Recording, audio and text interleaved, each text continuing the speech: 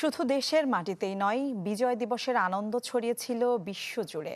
হাজার মাইল দূরের প্রবাসেও একই আবেগে একই শ্রদ্ধায় মহান বিজয় দিবস উদযাপন করেছেন প্রবাসী বাংলাদেশিরা। কানাডা থেকে ইউরোপ, আমেরিকা থেকে মধ্যপ্রাচ্য সবখানেই স্মরণ করা হয়েছে একাত্তরের শহীদদের।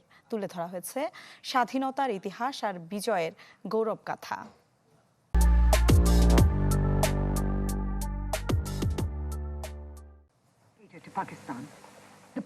1971 সালের 16 ডিসেম্বর পৃথিবীর মানচিত্রে লেখা হয়েছিল বাংলাদেশ নামে একটি স্বাধীন সার্বভৌম ভূখণ্ডের নাম।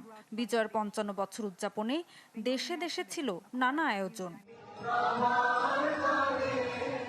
আলোচনা সভা, সাংস্কৃতিক অনুষ্ঠান আর শিশুদের অংশগ্রহণে মুখর হয় যুক্তরাষ্ট্রের বিভিন্ন অঙ্গরাজ্যে বসবাসকারী প্রবাসী কমিউনিটি। কানাডার টরন্টোতে বিজয় দিবস স্মরণে ছিল মুক্তিযুদ্ধ ভিত্তিক চলচ্চিত্র প্রদর্শনী। লন্ডনে মহান বিজয় দিবস উপলক্ষে হাই কমিশনের উদ্যোগে উত্তোলন করা হয় জাতীয় পতাকা। ছিল দোয়া মাহফিল ও নানা অনুষ্ঠানও। মধ্যপ্রাচ্যের দেশে দেশে বিজয় উৎসবের আনন্দে মেতেছিলেন প্রবাসীরা। দূতাবাস ও কনসুলেটের উদ্যোগে জাতীয় পতাকা উত্তোলন, শহীদদের প্রতি শ্রদ্ধা এবং দোয়া মাহফিল অনুষ্ঠিত হয়। এ সময় রাষ্ট্রদূতরা মুক্তিযুদ্ধে প্রবাসীদের অবদান ও দেশের অগ্রগতিতে তাদের ভূমিকার কথা স্মরণ করেন। আপনারা আপনাদের কষ্টার্জিত যে ইনকামের টাকাটা রেমিটেন্স হিসেবে বৈধ পথে বাংলাদেশে পাঠাচ্ছেন, এটা আপনারা দেশের অর্থনৈতিক উন্নয়নে অবদান রাখছে।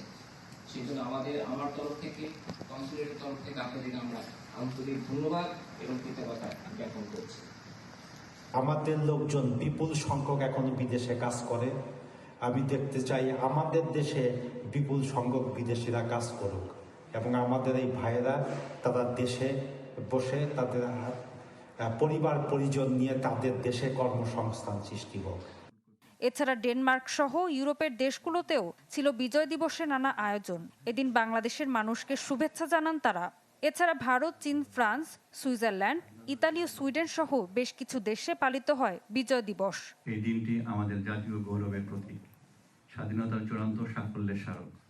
বিজয়ের আনন্দঘন এই দিনে আমি দেশে ও প্রবাসে বসবাসরত সকল বাংলাদেশিকে জানাই বিজয়ের শুভেচ্ছা ও উষ্ণ অভিনন্দন। ঋতু সাহা, চ্যানেল 24।